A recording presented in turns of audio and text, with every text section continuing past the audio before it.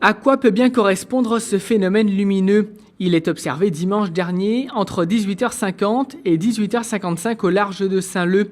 L'auteur de ces photos n'est autre que le directeur scientifique de la Cité du Volcan, passionné d'astronomie. Le temps de m'arrêter, malheureusement les deux autres points avaient disparu, il n'en restait plus qu'un seul.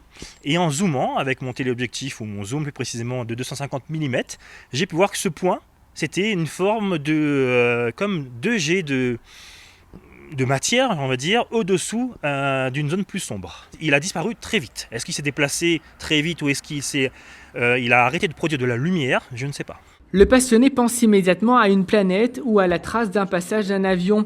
Deux hypothèses très vite abandonnées. Une traînée de condensation d'un aéronef est facilement reconnaissable sur la même image. Dans le même temps, un autre passionné du ciel saisit ces images, cette fois depuis l'étang salé Léo. Là aussi, difficile d'identifier cette lumière. Pour autant, pas question de parler d'OVNI. Je parle de phénomènes lumineux non identifiables, ou dans la littérature du CNES, du GEPAN, phénomène aérospatial non identifié, donc PAN, le fameux PAN. Aérospatial, pareil, j'aime pas trop parce que c'est un phénomène qui s'est produit dans l'atmosphère, au-dessus de la mer, donc c'est pour ça que je parle de phénomène lumineux non identifié. Aucun phénomène trouvé. Ça reste un mystère. Ça reste encore aujourd'hui un mystère.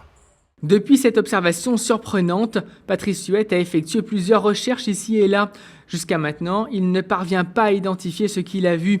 Une chose est sûre, d'autres réunionnais ont certainement été témoins du phénomène. Le littoral ouest était très fréquenté à ce moment-là.